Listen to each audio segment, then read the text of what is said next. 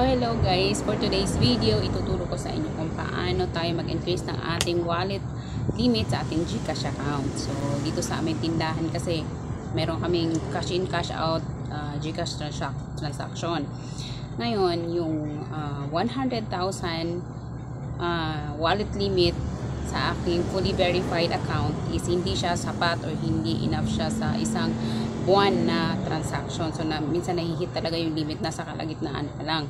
So sayang naman yung transaction. Yung unang ginawa ko is gumawa pa ako ng another account, GCash account.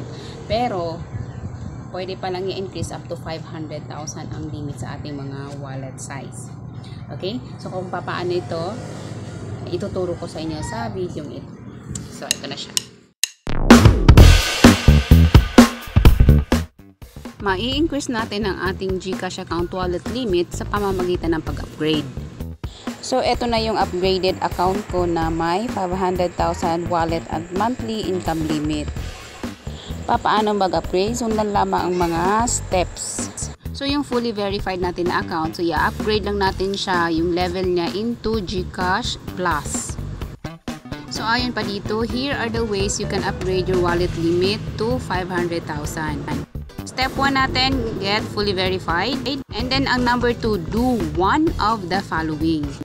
At dahil sa wala akong bank account ng mga bangkong ito, so yung letter B ang ating gagawin.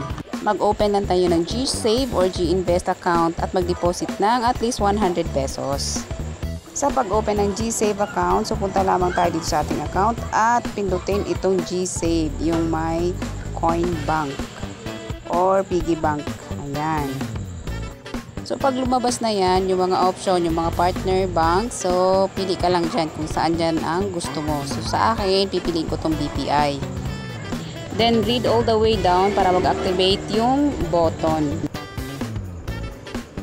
I-check mo lang yung terms and condition and then click proceed and confirm. Then i-check natin itong ating basic information kung tama na siya lahat. And then pag once okay na, fill up naman natin itong ating additional information sa baba. Then after that, save and review. Yun lang dyan sa baba, i-click lang natin and then submit and continue. So antay-antayin lang po natin ng ilang saglit. So ayan na, congratulations! Click go to dashboard para makapunta na tayo doon sa ating dashboard at makapag-deposit na tayo ng initial deposit na 100 pesos. Pero depende sa inyo kung magkano yung extra ninyo, pwedeng above 100.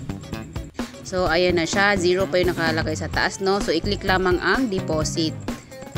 Yung green button, yan, yung may plus. So dito, mamili tayo. Okay, ang ilalagay ko ay 200 pesos.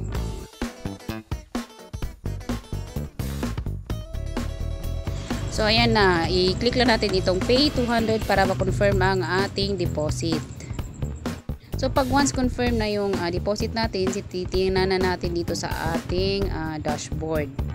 I-click natin itong GSave ulit and then i-click natin itong My Savings. So ayan o, nasa taas na. So may account number nang nakalagay. And then pag once na i-click natin yan yung account natin, so magre-reflect na yung ating initial deposit natin na worth 200 pesos. And of course, kung 100 pesos lang yung initial natin, 100 pesos lang din mag-reflect. So ayan, diba? May 200 na. And then, ngayon, back tayo back. So, dito sa My Hub, so kung i-click natin yung BPI button, yan, yung nasa baba. So, ganun din yung makikita natin, yung dashboard na. So, hindi na siya empty. Same as yung kanina, kung titingnan mo yung My Savings. Ayan. And of course, pwede tayong magdagdag dyan up to 30,000 yung pwede natin i-deposit dyan. Then pagkatapos nating mag-activate ng ating GSave account, mag-antay tayo ng hanggang 3 working days para mag-reflect yung limit natin.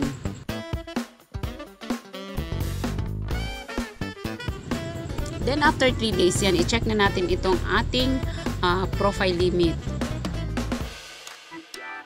So makikita na natin sa baba yung monthly income limit may changes na.